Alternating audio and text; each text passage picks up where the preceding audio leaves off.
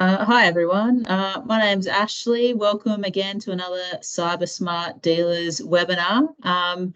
Today we've got the Pitcher Partners team with us. I think most people joining the call are probably going to be familiar with Stephen Bragg and Aidan Cousin. They're part of the Motor Industry Services team there, sort of very well versed in presenting and getting out and about and speaking to people in the industry. So I'll hand it over to them in a second. I just need to let you know that the session's being recorded. We'll send a link to everyone who registered after the session, just so you can share it amongst your networks.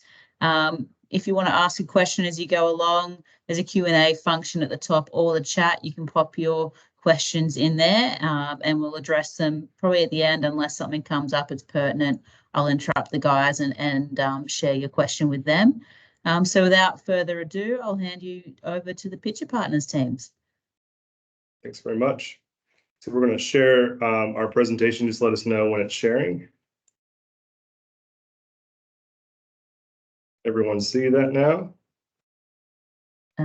Yep, it's coming up now. Full screen? Yep, all good. Yep. Excellent. So thanks, Ash. Thanks for having us. So as Ash did say, please, we're happy to take questions as we go or all at the end, depending on how you want to ask your questions. So please, when you do get, have a question, just go ahead and pop it into that chat box. But we'll get started. I'm Steve Bragg. This is Aidan. If you don't know us, we obviously are here at Pitcher Partners. We've got a dedicated motor team. That's all we do, and primarily only dealership work. So today we're talking about dealership fraud from a cyber lens. There's a whole other presentation we could do on dealership fraud from used cars, parts, admin, and quite a number of other angles. But today we're going to be talking mostly about cyber. So we go next. This is our typical disclaimer. Please read it when you have a chance. But what we're going to cover today, we're literally going to cover a bit of a rehash of a couple of the previous presentations done by the cultural cyber team. Anyway, we'll cover that off. My apologies, but that's more about how phishing, social engineering, and a lot of other ways these fraudsters can get into your systems. Then we're going to talk about how internally you can find ways to old tech wise basically stop that, and there is a lot of ways you can do that. So, and it's simple things, but basically just don't click on links. But anyway, we'll get to that in a bit more detail, and then basically what does a strong cybersecurity framework do? It benefits the customer, benefits the owners, and it actually creates an asset within your business that we're seeing more and more come up, especially in our buy sells, where the purchaser is looking at that cyber and cyber awareness and cyber security as a real asset to the business that they're acquiring. But without further ado, let's get started. So look, you've heard this a lot lately, but this was actually one of the number one takeaways from the NADA this year in America was that cyber is a serious risk, and they're taking it very seriously from an F&I point of view, from a DMS, and all the systems within the dealership. And we'll go through quite a bit of how that sort of perpetuates itself. But more importantly, it's becoming an issue from an OEM level, from a dealership level, from a bank, and then ultimately from an insurance perspective. So we'll go next. So this is a few things coming out of the US as well as here in Australia. So CDK Global put out a big white paper on auto dealerships being attacked by hackers. Basically, cyber risk is very, very bad. Well, very bad. It's a weird way to say it, but it's very big. It's a big risk to dealers, and a big risk to small and medium size businesses, in particular dealerships who deal with a lot of data, a lot of personal data around their customers. It's very high value data as well. Again, we're rehashing a bit of stuff from previous presentations, but it's important to lay the background for this. And basically, if you haven't had an incident yet, you're going to. It's just a matter of when. And the important bit is to get your teams, your people ready for this, as well as have all the processes in place to prevent as much as you can, and then also to basically contain any data breach you have and make all the reporting to the right people and authorities, and also your customers, obviously, at the end. Next slide, please. So how do these customers, so how are these criminals getting into your dealerships, and why are they targeting you? there's just multiple entry points into dealerships. You have your F&I piece, and that's where we're seeing a lot of the fraud happening now, in particular in the States. There's a lot of within your online website and all of your digital marketplace and your omni-channel showroom, basically your digital showroom. A lot of these hackers have access to different parts of your business. You've got countless numbers of third-party software providers that have APIs and entry points through all your systems, and then obviously through your service, there's a high volume of transactions and customer communications, and then the old one where you have public Wi-Fi within your business that people can access. So this is just a rehash of what Brian's done previously, but I think we're all pretty aware of how people are using cyber to get into your business. So obviously there's the phishing email, there's and you're just clicking on the wrong link, and then the hackers getting in there by using your credentials on the legitimate website. There's the business email compromise, which is fairly self-explanatory. Trusted third parties, this one's obviously a big one in dealerships. You've got all those connections in, so it's not just your, I guess, cybersecurity, but it's that of all your vendors. And if you're managing, 15 plus vendors that attaching to your DMS and external interfaces, then it can get quite cumbersome on whoever's running your IT quite quickly. And then obviously, there's the internet facing, so your interactions with your omni-channel marketplaces, all those are entry points. Stolen or default credentials, that's mostly focused on actually entering your system from within the dealership. And that's all the, especially of high risk, is your user one or your administrative, I guess, credentials that can fall into the wrong hands. And then removable media. It shouldn't necessarily be a thing in this day and age, because most computers have blocked it, and most, I guess, companies have blocked those things, but it's still a real risk, especially if there's exceptions around certain people or users in the business. And then just summing this all up, really, because the first part of this is just really setting the scene as to why, or the reason why we're focusing on cybersecurity. So the AADA obviously has done a great deal of work in this space to warn dealers, because of the nature of the industry. So there is those multiple touch points. There is access to very sensitive information, and potentially in the past it was seen that information wasn't stored as securely as, say, a comparable business like a bank that would have access to the same information. And then the larger nature or the nature of the large transactions. So people can be sending thousands of dollars worth of deposits or even paying for cars outright. And if that payment can be redirected, it's quite a high value task for, I guess, very minimal effort. And then CDK, just summing that up again, it's on everyone's radar. And if it's not on your radar, then I think you're behind the 8 ball and you need to catch up quite quickly. And there's just such a way into these dealerships that we really need to be careful of. AADA is obviously sponsoring these segments, which is where we're coming in to speak to you today more around the people and process side as opposed to technology. And then there's a multitude of incidents that have happened recently. From a Australian point of view, you've obviously got the Nissan Australia-New Zealand attack, which stole not only customer but also, Nissan financial services and Nissan actual OEM data. And I believe some of that data was linked to strategy and things like that. So it's very high value information. And then Eagers have had their attack just recently. I guess inopportunely for them and opportunely for the hackers over the Christmas shutdown, where people might not be paying as much attention. So that's really just setting the scene of where we are today and how we can move from here going forward and protect ourselves. So this is just a recap of what Brian Hay has done from culture and cybersecurity. All the webinars that we've sat through thus far have been really informative, from all presenters, and especially Brian, just to lay the foundations. It mirrors everything that we have to do from a accounting firm perspective, and all the training that we go through. It's no different. So it's across all industries and something that we just need to be aware of. So very quickly. Phishing, effectively, there's an email sent to the victim. It's got a legitimate looking website, but it's actually not. And victim's credentials are stolen that way, and then the illegitimate website is accessed. It's probably one of the most common. I think CDK says this is why that 36% of cyber security issues are started. So that's a major one, that and that's just training people. At the end of the day, that's training people what to look for. And there's a multitude of providers and programs out there to actually train your staff to figure out if an email is legitimate or not.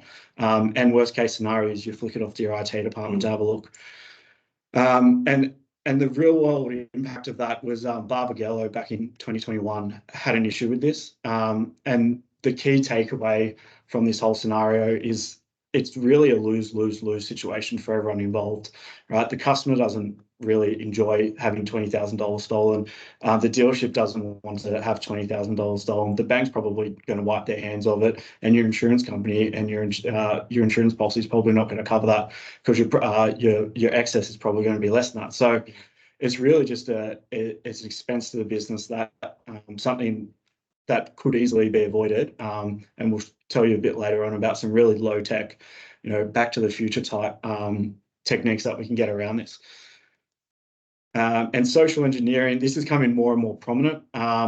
This is more of an internal one than an external one. So effectively, it's using some sort of information that they've scraped, and then usually attaching that information to get access. So knowing that the DP or the general manager is on leave, and putting through a demand or a rush on something to get something done, and understanding that the dealership staff may or may not respond to that. So it could be DP on holiday saying, "Hey, I can't talk, but can you send $10,000 to this person, please?" In an email, and then I guess it's done. But it's really not the deal principle, and you've just given away $10,000. So it's really that next level. It's not just getting in there and getting the information, but it's creating a demand. It's creating some sort of social interaction to force someone to do something. So if those occur, I guess the easiest way is to confirm it by just hanging up and calling the DP directly, or getting the email, calling the DP, speaking to other staff to see whether they think it's a legitimate demand or not. And then so these are all very low tech ways to get around this kind of social engineering. These are getting more and more sophisticated with AI. Yeah. In particular, they can use, I think it's like 12 words they need to be able to mimic someone's voice. So they can actually mimic someone's voice, so that if they call you from a number that you don't recognize, they can sound like your boss asking you to make a payment. They can also mimic your person in a video as well. So more and more often, these things are getting very, very, very sophisticated, and the hacker seems to know more about you, your business, and the people that work in your business than you think they would. Because it's high value, so it makes a lot of sense. It's high risk, high value, big payoff for them. So it actually is worth their time. So they're actually committing to it. And I think, as Aidan said, the best low tech way of getting around this is knowing your contact details of the people within the business. If they're asking you to do something, ring them on the number and say, "Hey, is this a real request? Please confirm." Yeah, simple. And then ransomware. This is I think where most of it ends up. So effectively, they created access to your system. They infiltrate the rest of the system from that original source point, and then they just lock it down. They lock it down. They encrypt all your data. It's the old 90s hackers movies where a big skull and crossbones appears on the screen in red and says, "Pay this money." Now the interesting thing, and I believe this was AADA data, was the dealership's downtime was on average 16 days. So that's days where the majority of your systems can't be used. So you can imagine how much that has an impact to your monthly volumes, your productivity. It has a real financial penalty, not just from selling vehicles and getting that profit, but also your service department, your bonuses, your net promoter score will go down. And then at the end of that, you usually, on average, you pay a $230,000 ransom, and that's US. So it's a double whammy, and that's why I guess dealerships are such a rich target to hit. In the average 16 days is quite, I think, quite low in my understanding. So if we think back to a couple of years back when Toyota got hacked, and they had the ransomware and they froze all the systems. I think they were offline for 2 or 3 months, and they spent almost a year rebuilding their systems so that they can get back into regular trading. So the impact is very, very significant. So it's much better, obviously, to avoid it before having to go through it. So this gets us to, I guess, internally. We've already gone through the external and set the background. So why are people and processes the key to protecting your dealership? And it's very easily summed up in this graph here. People and process technology can't work without people and processes. And upskilling and putting these processes in might seem tedious. It might not be the most entertaining training to attend from a people perspective. Following processes might not be the most entertaining thing, and there's quicker ways to do things, but they're really the two strong pillars that support the technology. And all three of them really work together to make sure that you have a good, I guess, defense and preventative system from a cybersecurity point of view. I think the point here is it's not there's no magic bullet. There's no secret sauce. It's all about people and process and making sure your technology is suitable, up to date, and does the job. So there's no easy answer, I guess, unfortunately. But if you take the time and build the process and get your people trained, you're much more likely to prevent the attack in the first place. And that's the same across all your dealerships. So every department in your dealership, when you think about it, you train your people right, you have them following the right processes, and you have technology assisting them. Whether it's your sales, your service, F&I, admin department, that's really what, I guess, generates the back end efficiencies. We look at this one real quick. So having a cybersecurity plan, an action plan, is how you can really help yourself to counteract any attack if it does happen.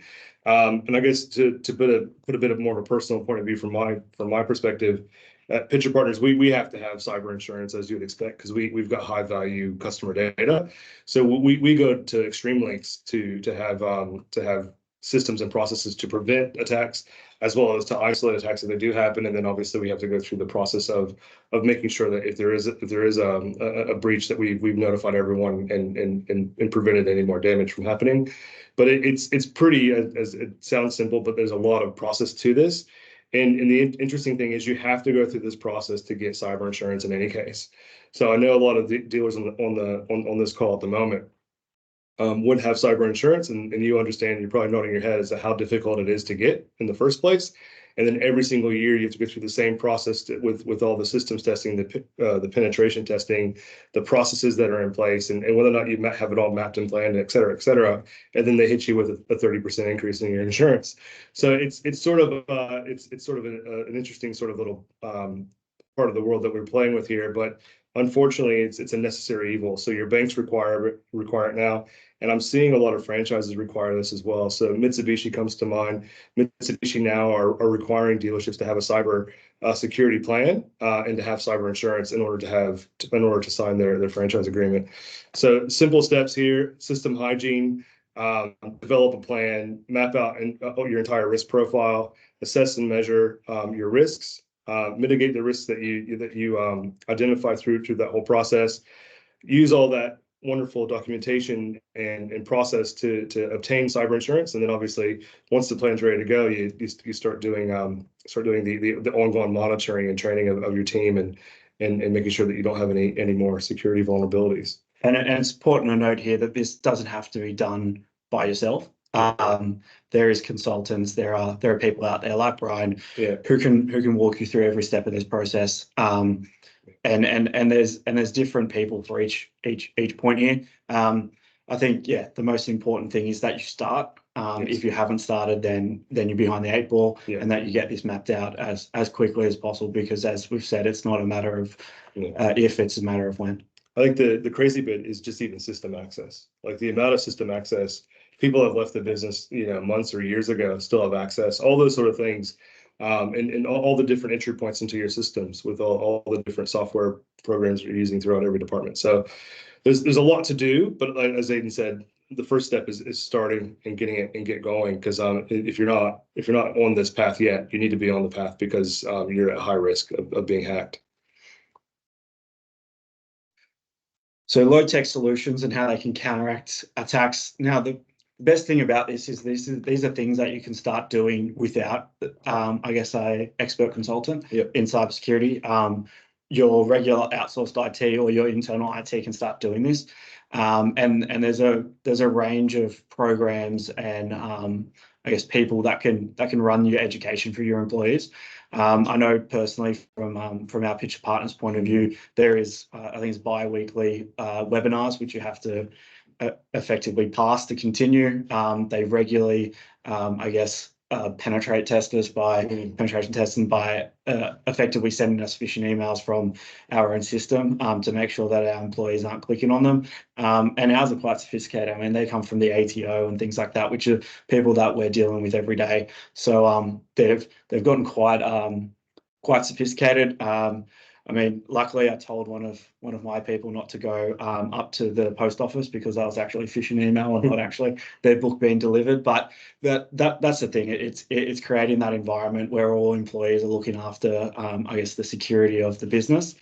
Keeping up to date. Now, I know that this is a pain in my life, but every time we restart our computer, there seems to be an update happening. It takes a lot of time, but I guess that's necessary. So as quickly as there's a hole in, just your standard software like Microsoft, there's a hacker that's exploited it somewhere. So keeping up to date is really the most important thing, and keeping it on a schedule. So that's just a no-brainer. And limiting access. This is just about limiting who has access to different parts of the system. We've all heard about segregation of controls if you've gone through the audit process, but effectively that's what it comes down to, not allowing one person to have access to the whole system, and making sure that the access is comparable to what their activities actually are. So you don't have a parts manager in your sales, in your sales service provider listing and things like that. So really quarantining people for what they need to know. Obviously, there will be some people that will have to go across different, different functions of your business, but different departments. But yeah, really limiting the access to those key personnel, and then making regular offline backups. That's more of your regular IT personnel that can do that. Not expecting general managers to be doing that, but yeah, that should just be a given in any dealership. And simple but real. Make sure that it is offline. Yeah. So you do a backup and it's not connected to the system in which can be encrypted. Yes. Because I had a client that got hacked and they had their entire system encrypted, and so I got backups, but then the backups were encrypted as well. So you can make sure those are offline backups and securely sorting those out. So don't put them just in your DP's office, have them locked away in a safe or some description. That's fireproof. So assessing and monitoring your vendors. This comes back to what I was saying before. You have a multitude of people going into your DMS, plugging in multiple entry points.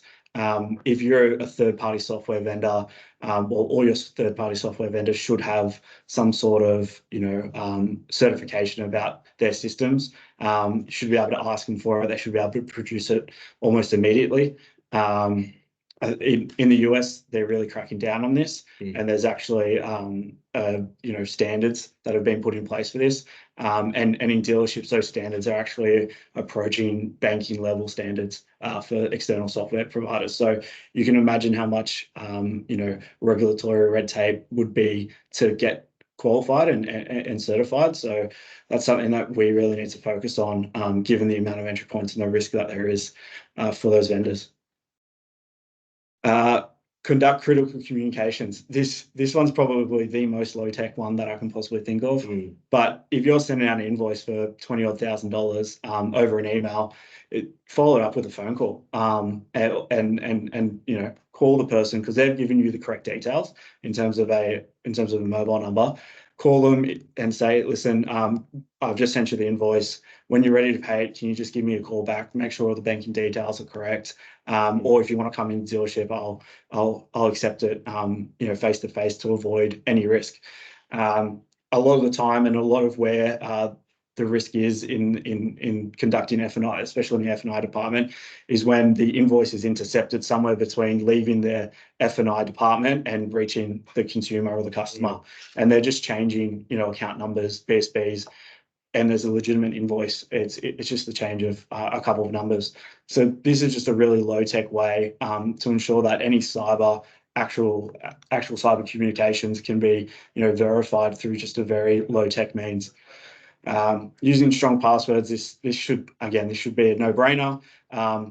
Secure passwords that aren't repetitive, and deploying multi-factor authentication whenever you can is a great way. A lot of the time, and it's coming up, but the use of VPNs.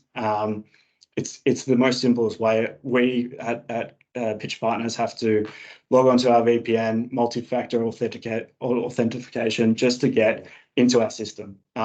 So we can't actually do anything. Our computers are bricks if we don't have that login. And then very, very low tech physical security. I guess if you think about how your dealership operates, when your F&I person leaves their office, does their door automatically close behind them and lock? Because that is probably the place where there's the most sensitive information that may be sitting out on their desk, licenses, bank statements, all loan contracts and things like that. They're all sitting out there, access to the computer. So just really small physical security measures, and even asking people, and we've got the same thing, but querying people that you don't know in the dealership. There's someone random walking around the back office. Sorry, who are you? What can I help you? Yeah, can I help you? And just having that real presence of mind around physical security and the role that plays.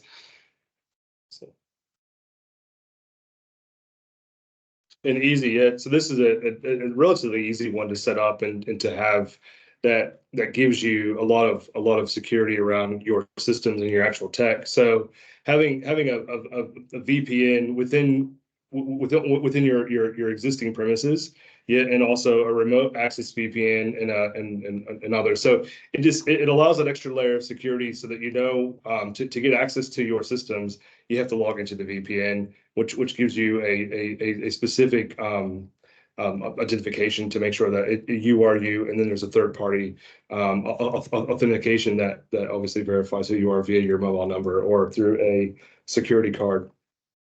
Easy. So what do strong security frameworks do for a dealership? I guess cybersecurity goes beyond just the expense line item.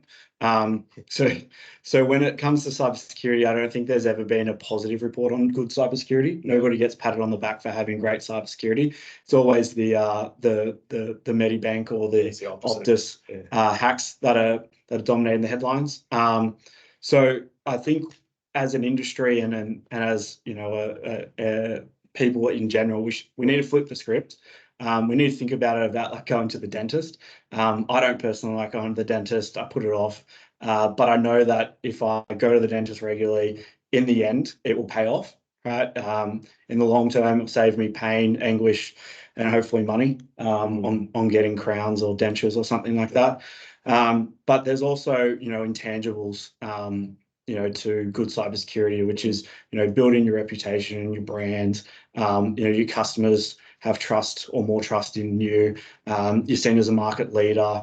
There's real reputational impacts. Yeah. And we're also seeing in deals we're doing from a buy-sell perspective that if there's a good cybersecurity environment at a business that's being acquired, that is actually a real positive. And on the flip side, it can be a negative if we identify through our due diligence process that there are massive holes in the cybersecurity. It can, and I won't say it doesn't undo deals, but it does make the purchaser a bit anxious and nervous about making the acquisition. And then again, part of this is flipping the script from cybersecurity or investment in cybersecurity being an expense and putting it much further into the investment column. The dividends will pay off in the end. There's the punitive financial penalties and the costs of paying ransomware and things like that. But then there's the intellectual property that you lose, the reputational damage you have, the compliance We'll get onto it in a bit, but the amount of actual people that you have to identify or notify after a security breach, the amount of time and effort that you need to put into rectifying any issues that you've got because you've previously had poor cybersecurity, it really places a drag on pretty precious resources within a dealership. So yeah, it's really an investment, and I think to keep on hammering home the point, dealerships are high value targets no matter how big they are. It's not just going to happen to the large dealership groups in Australia. It's the small ones that probably might be one step behind on that cybersecurity, which are fantastic targets for hackers. So it's not just a big end of town worry. It's everyone needs to be worried about. And that there's one point there about insurance premiums. That's absolutely key. So if you're not on top of this year, if you could even get cybersecurity insurance, it'll be a miracle. But if you're not, and if you do have insurance, then the increases in your premiums go through the roof. Like all insurance at the moment, but in a very, very crazy way. I think cybersecurity insurance doubled for a lot of people. I know for us, it's gone up quite significantly. So to keep it at a rational increase, you have to have all these things in place. Right. So there's an interesting little article in the Wall Street Journal that I read the other day, and this is where I think this is the underlying cause of a lot of these cybersecurity issues we have, and they've called it the invisible $1.52 trillion problem. It's the old software. So most of the people on the call probably understand how systems and software systems work and the hardware and all that, but basically 30 years ago, we built all these base core level software programs to operate banks, our businesses, and all the infrastructure we have. But rather than fixing these systems and updating them from the core up, it's basically been a massive accumulation of quick fixes and band-aids and all that sort of stuff. And you'll know that from your dealership. If you think about your DMS, if it's Pentana or Titan or whoever it is, you start to add all these add-ins and other bits and pieces to fix what you call the holes in the system, to add more features and benefits. And it's a lot of times it's the same base software at the core of the system, but then it's just a nice fancy interface to make it look nice. But the issue is those core systems, the people who wrote them or created them are either retired or dead, to be honest, which is quite crazy to think about. So the fact is the new tech guys, the new software engineers don't even know how to fix them. So a lot of times, and this is why it's a $1.52 trillion problem in the US, and it's probably half a trillion dollar problem in Australia. It's because we have to start from the ground up to fix these issues. And next slide here. So basically, there's that quote: banking systems are loaded full of COBOL, which is built ages ago and it's not documented, and the guy who built it's probably dead. So it's a real issue. It's a massive issue. And the US is like similar to like your infrastructure, like bridges and roads and things like that. When you have to rebuild them, you have to tear them down and rebuild them. The problem is if you're not fixing the core software issues you have in your business, it obviously opens up a lot of cyber security issues. Put that aside, it actually means your business is very old, clunky, and difficult to run. And the technical debt, basically as they're calling it, technical debt, allows a disruptor to come in with a new bit of software, aka Salesforce or something like that. They can come in and just run right past what because you have to go through all these steps through your old software systems and your old IT systems or whatever. They can just skip all that and get to the end straight away. So a lot of times it might be worth doing a whole knockdown rebuild versus just a reno. So I think it's important. We're going to stop putting coats of paint on our software and our IT systems and actually think, wait, hey, we might actually need to start over and set up a parallel system and then switch over to a brand new system. And it's something you have to keep investing in. It is an asset. And when you have these really strong assets within your business, there is a value. So it's not a sunk cost. It's a cost of making you and your business a lot more efficient. And if you think about cost structures in dealerships, that's one of the key issues going forward as margins start to compress. on the front end of the business. So we got to think about ways that we can get a lot more productivity out of the people we have, and the way to do that is good IT systems. But then I guess it's all well and good to talk about this in theory, but we really wanted to pull out a couple of pertinent examples from recent history to really drive home the point. And this is something that's really impacting the industry, especially in Australia. There's a lot of examples of this starting to come to light, and the problem is it has. A lot of people don't actually understand where the identity fraud came from, and it's very hard to trace. So synthetic identity fraud is effectively taking a lot of real information, manufacturing identification documents that fit the person who's then going to become the fraudster. So if you can think about it this way, all your license data was extracted from the Optus breach. They effectively go out and make a new driver's license for you. All the details are exactly the same, but it's got the fraudster's photo on it, right? Then that person goes to, go get a car loan. They've got all the 100 points of ID because they've manufactured a Medicare card and a birth certificate or whatever. And then they take out the car loan. The first anyone hears about it is a month later when you've defaulted on your first payment. Yeah. Then you've defaulted on your second, someone rocks up. The car, you have no idea because you haven't actually purchased the car. The car's gone. It's either been chopped or sent overseas already. And effectively everyone else is left to pick up the mess. Fortunately, most of the time it is the credit company that picks up the mess, but that's really just going to impact on their interest rates because they'll get their money back anyway.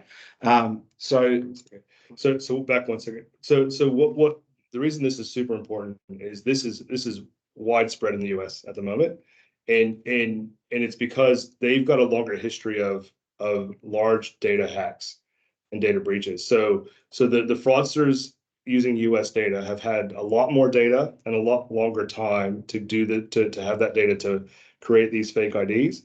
And I know of particularly some old clients of mine, and Maya, who's joined us recently, has spoken about this. This happens a lot, and the real worry here in Australia is because of those large data breaches. And I'm actually a victim of the Medibank one, but Medibank and Optus and others, that data has been published on the dark web. It has been sold. So at some point, we're going to see a swath of these synthetic IDs. And basically fake people, that's the way to think of it, fake people who are using real people's information and real people credit scores to obtain loans, to buy cars. And then you don't find out, as Aiden said, for several months after. And then, so what's happening in the States, why this is important to dealers, why it's important to you right now, is the banks in the US are saying, you have to know your customer. You have to make sure that it's a real ID. And that it's a real person that you're talking to, and it is the person who's making this loan. At some point, it will become the dealer's problem. So I just want to make that point real clear, because you might look at this and say, well, it's not happening here. I've never heard of this. It's coming and it will happen. It's just a matter of when. Sorry. And the interesting thing about synthetic ID is some of these groups that are behind it are actually building up people's credit scores.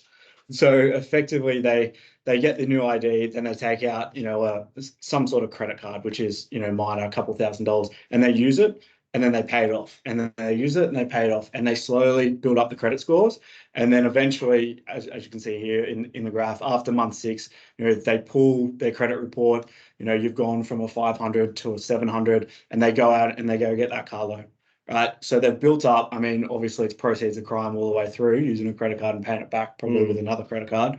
But they've built it up, and then they get the big payday with the $100,000 car on a loan that they don't have to pay back. And the crazy bit is they're taking out multiple loans on multiple cars under one ID. So they might they might technically steal 10 cars before they're caught. And then once that ID is compromised, they start off, they've got another one that's right behind it.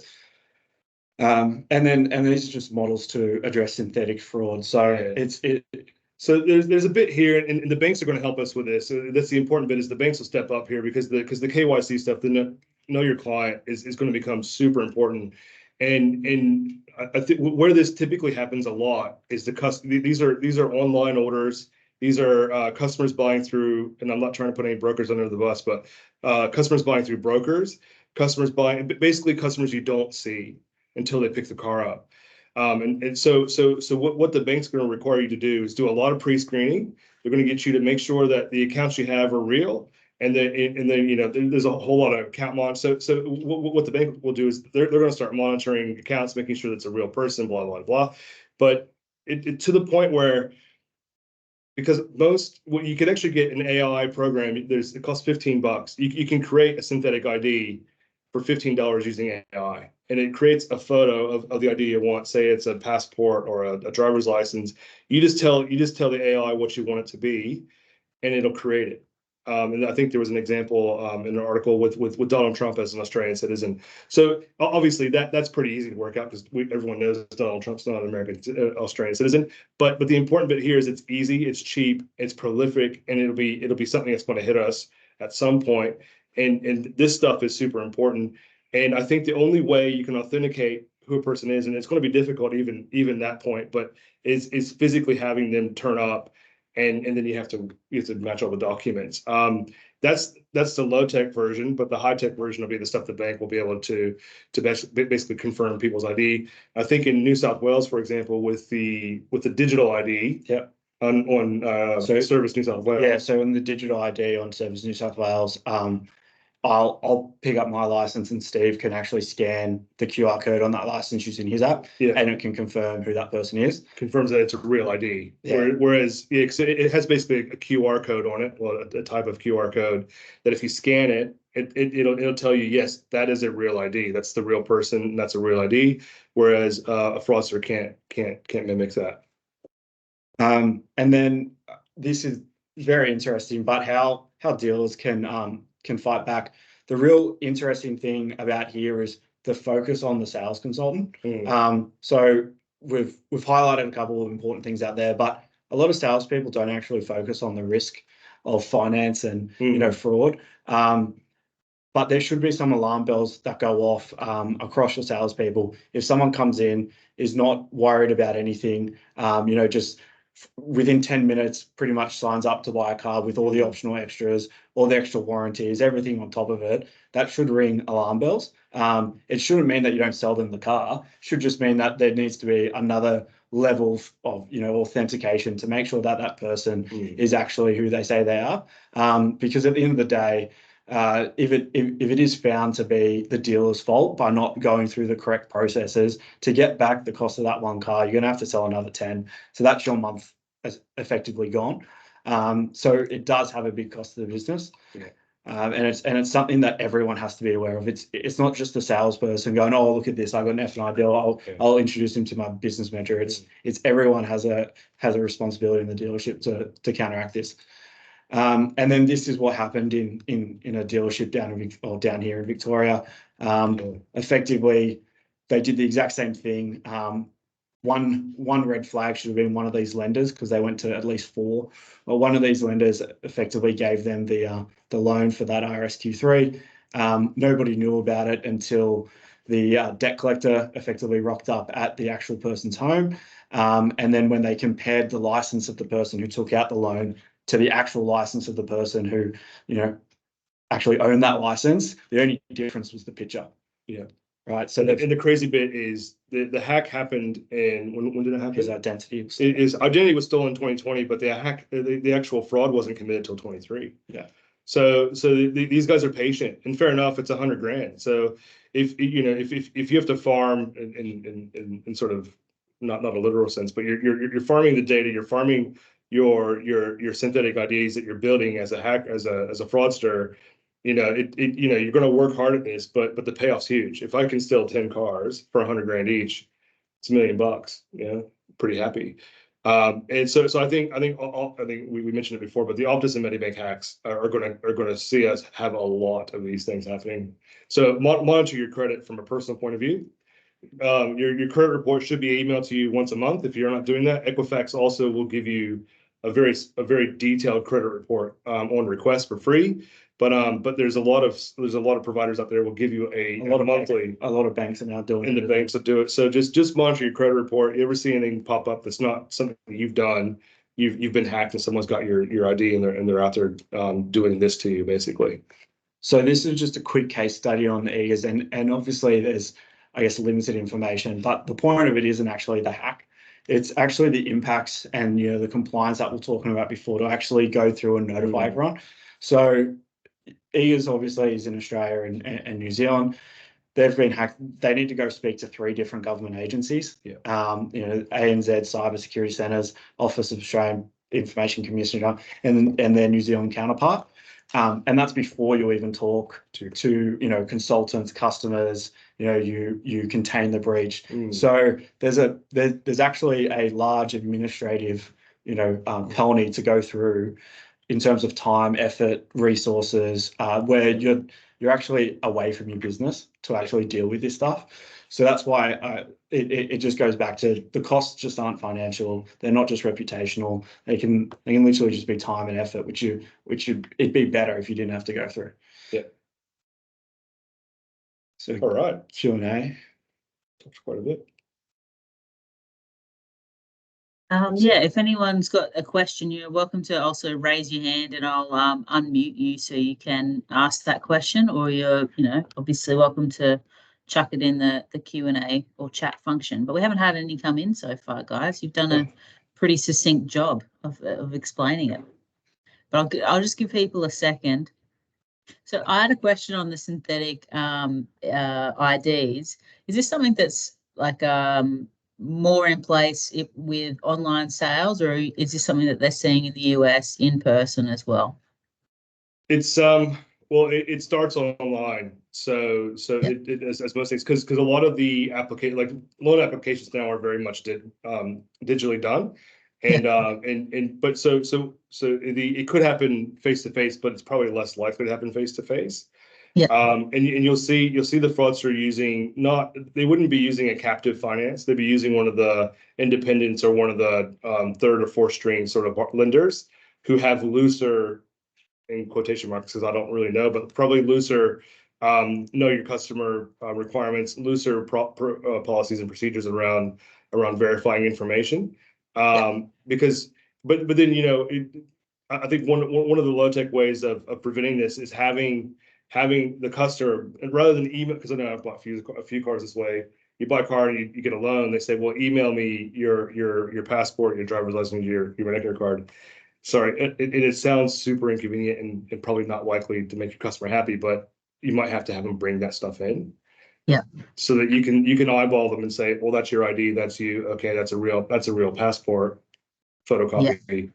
Yeah. That's a real license photocopy. You know what I'm saying? So it's one of these things where and obviously getting more and more information to make sure it's more and more difficult for the fraudsters to copy someone's ID. I think it's not until every government, state government puts their identity documents in some sort of secure receptacle where you can search by a card number or a license number to actually check the photo. There's always going to be a risk, but as long as you've stepped out the process in order to really know your customer, if they've got a swathe of hard copy false documents, there's really not much you can do about it. Yeah. The comment about digital licensing and all that sort of thing, I'm sure has a few people from different states triggered a little bit there. Copy New South Wales, they've done a great job. Exactly. I've got a question that's saying, will the slide presentation be sent to us, please? Yeah, I'll include all of that along with the recording for you to share around with your network, because obviously, like the guys have said, people and processes are key. So the further out it gets within your, staff or dealership networks, the better, the more secure all your systems are going to be. So, look, thanks so much for that, Steve and Aidan. Really appreciate it. I do, like you've kind of mentioned, we've been contextualizing it from what Brian Hay's been doing into, more specific dealership on the ground sort of work. So that's great. Sorry, I just have one last comment. The other aspect of risk is collating further information to confirm identity is on the retention of all this data. Yeah, 100%. Yeah, exactly. It's very, so make sure you have processes and policies around, making sure that you don't keep any data you don't need for any longer than you need to keep it. And it sounds simple, but it can build up so quick. And look, from our perspective, as from the information we get from our clients, we've got statutory limits around when we have to keep it, when we have to destroy it, and all that sort of stuff. So it's very similar. And your financier, your bank, your franchise, and your lawyers can give you all that information from a legal and technical perspective as to what you need to keep and what you shouldn't keep. But I think the overarching sort of what you should take away from this presentation today is yes, there are some sophisticated software solutions around cybersecurity, blah blah blah, systems that you can implement, but it's more about your people and processes. It's a lot about the low tech stuff that helps you prevent the fraud and the hack and the breaches from happening. And that stuff is something you just have to do. There's literally no magic bullet, if I can be honest. Obviously, you can try to get a consultant in, so you should get a consultant in to give you the high level sort of framework, but all the heavy lifting has to be done via your IT, your accounts, and your back end of your dealership. Yeah, 100%. Look, thanks guys again for your time today. I'll also include the Pitcher Partners team's sort of contact details in our email out later today, so you can get in touch with people if you want some more information from Pitcher Partners. But otherwise, thanks everyone for tuning in, and we'll speak again soon. No worries. Thank you. Thanks very much. Bye.